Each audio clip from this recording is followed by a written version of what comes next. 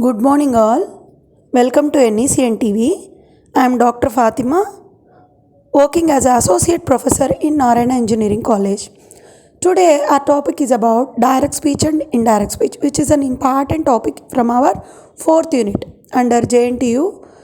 Let us see what is direct speech and indirect speech.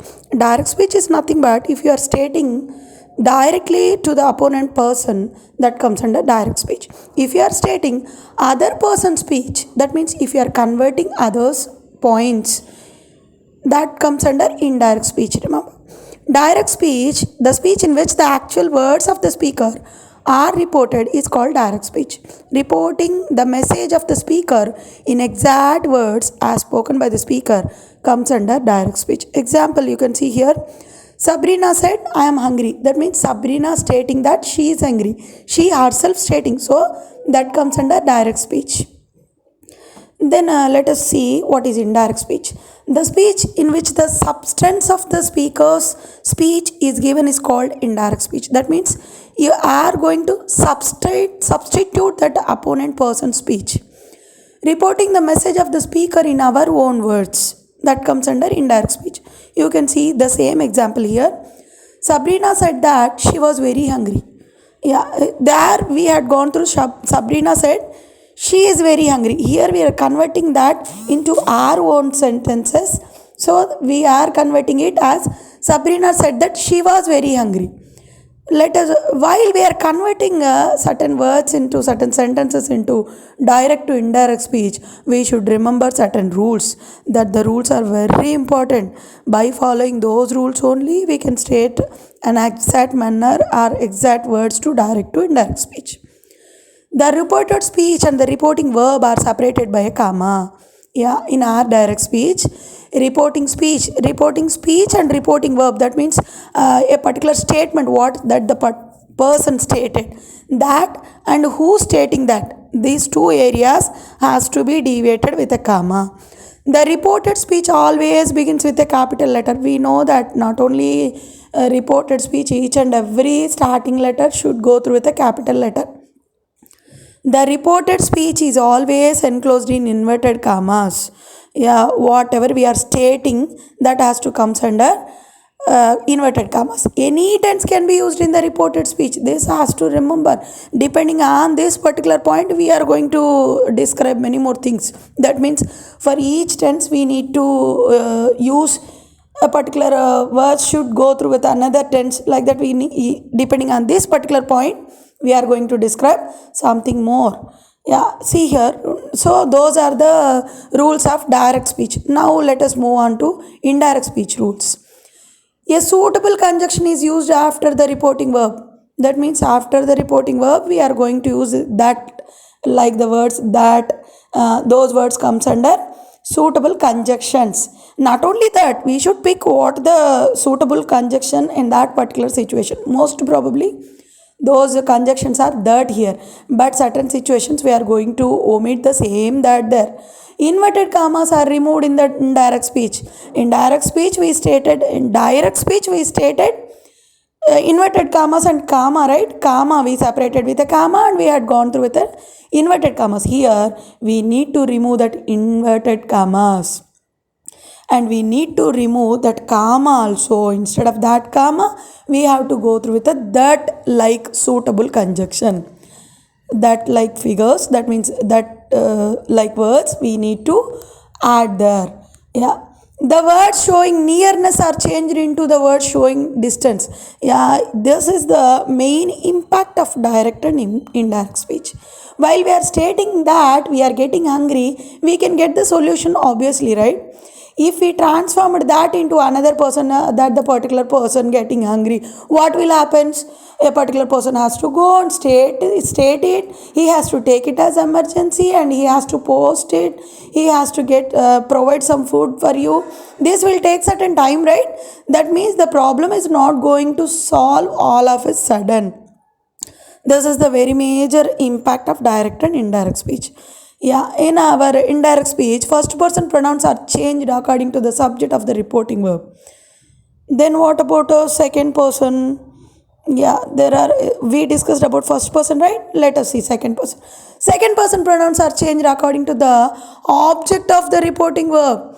Third person pronouns do not change. So here first person and second person is the majority of people, so we need not to change the third person even though he is existing there. Said to is changed into told. Where is that said to, ma? Is that in first part or second part? Most probably in first part. Said to has to change as told. It can also be changed into replied, stated, informed, remarked, assisted, depending on the nature of the sentence, depending on the need of the sentence, we need to pick whether that is replied, stated, informed, remarked. Depending on that particular situation, we need to pick. You can differentiate here. Stated means it should be a statement. Informed means we need to inform something, then we have to take it as informed. Remarked means we need to identify something as remarkable, then we need to take it as a word as remarkable instead of said there. The tense and the verb changed while changing a sentence from direct into an indirect speech. I already told you tenses is going to change a lot. Let us see the tenses change here. If a particular sentence, while we are stating direct speech, if something quoted and quotations word, if that is in simple present, we need to state that. While we are converting into indirect speech, we need to take it as simple past. Then present continuous, past continuous, present perfect, past perfect. Present perfect continuous has to go through the past perfect continuous. Past indefinite, past perfect. Past continuous has to change as past perfect continuous. Past perfect, there is no change, remember, because there past indefinite, that means simple past, what we change as past perfect. Here past perfect, there is no need, we can state as past perfect itself. Past perfect continuous, this is also follows the same thing there. It need not to follow any change there. Yeah. So we discussed what about the sentences. If you are stating a sentence, that depends on 4 types of sentences. We know that sentences are 4 types. Can you remember? Assertive sentence, then interrogative sentence, imperative sentence, exclamatory sentence. Let us start our discussion from assertive sentence. That means if direct speech is stated in an assertive sentence, how we have to change, what are the change we have to do. Here we are going to describe the rules of assertive sentence only. Actually we discussed the pluralized rules. Here we are going to discuss assertive sentences rules. Assertive sentence is a sentence that states a fact, we know. Now let us see this example. In direct speech, the statement is Maria says, I shall compose a poem. While we are converting that into indirect speech, we have to go through it. Maria says that. I told you, while we are removing a comma and inverted comma, we need to add a suitable conjunction. That the suitable conjunction here it is that only. Maria says that she will compose a poem. Instead of shall, we used will here. Simple future indicating. Yes, next example. See another example. The boy said to his friend, I write the diary every day. Which tense can you identify? I write the diary every day.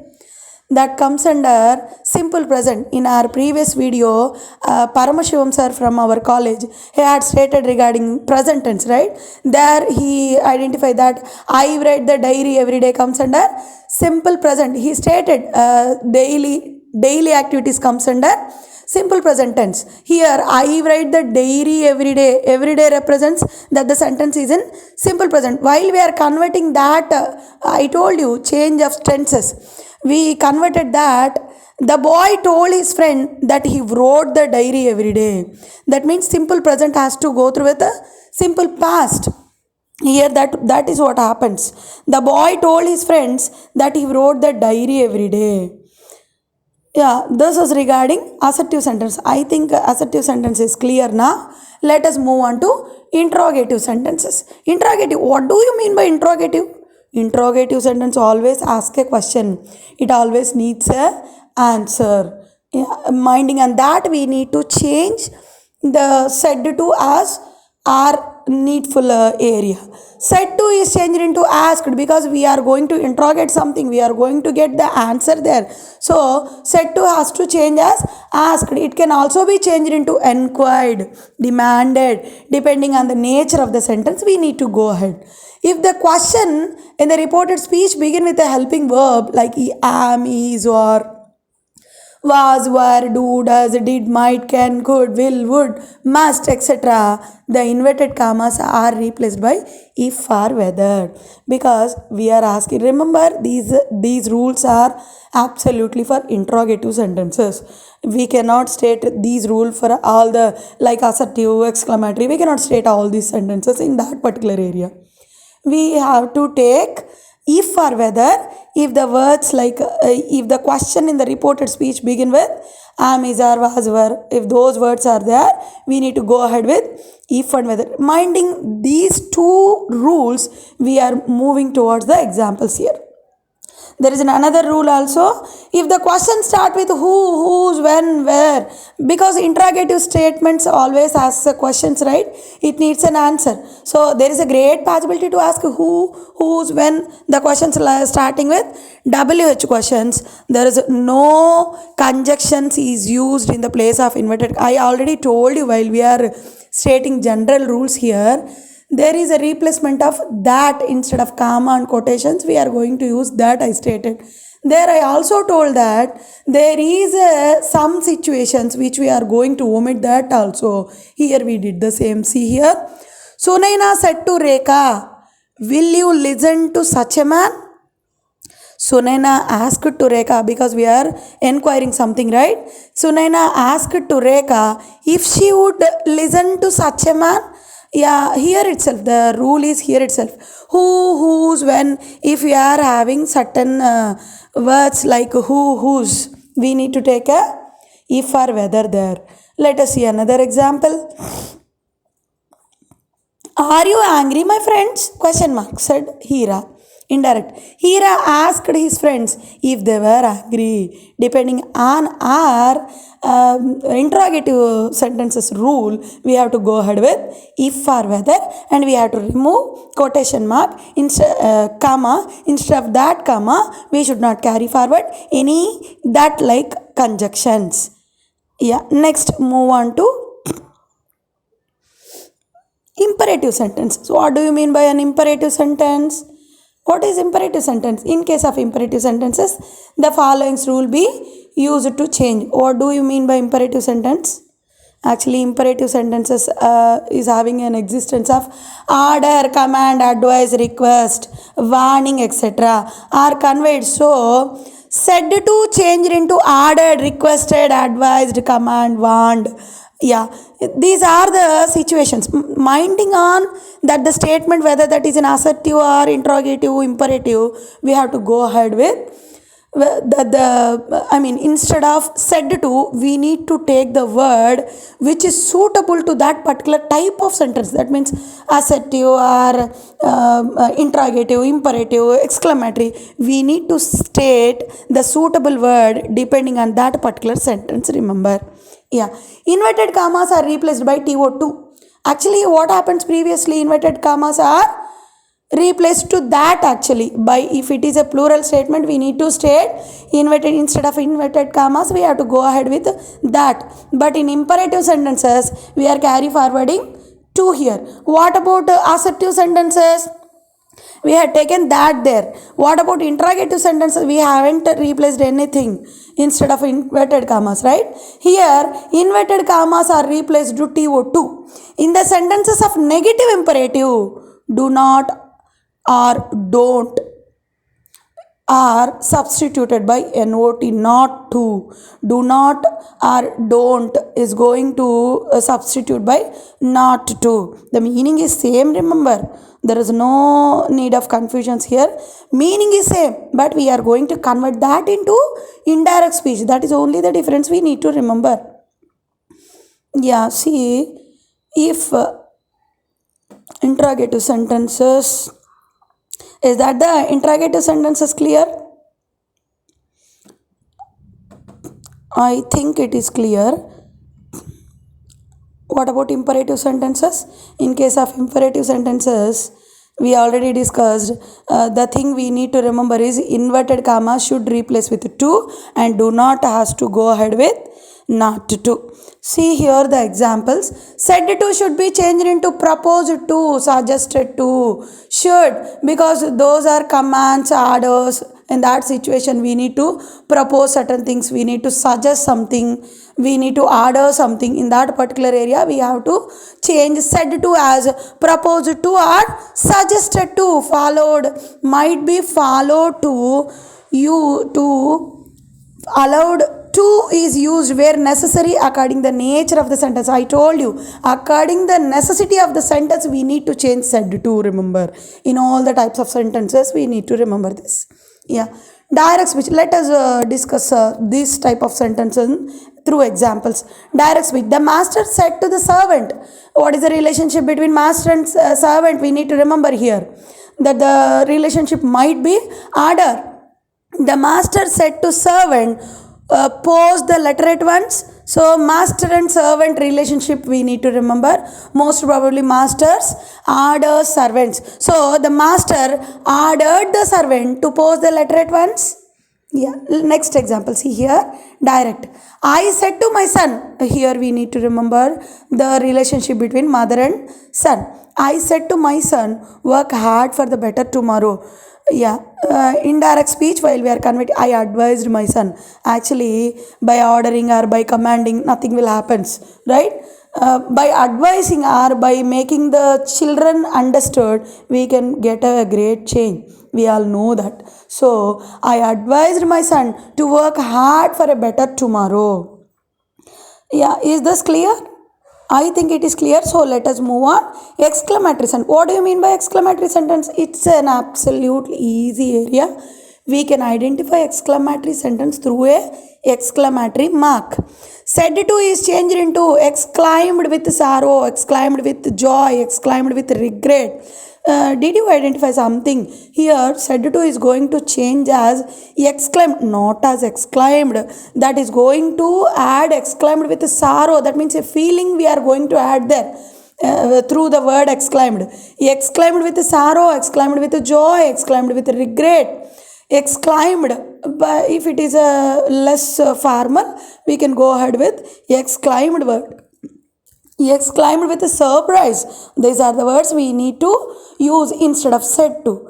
But while we are converting exclamatory sentences, we need to remember certain exclamatory phrases. Actually, exclamatory words may not get the exact meaning while we are searching in dictionaries. Actually, that the particular exclamatory words are the representative of certain feelings.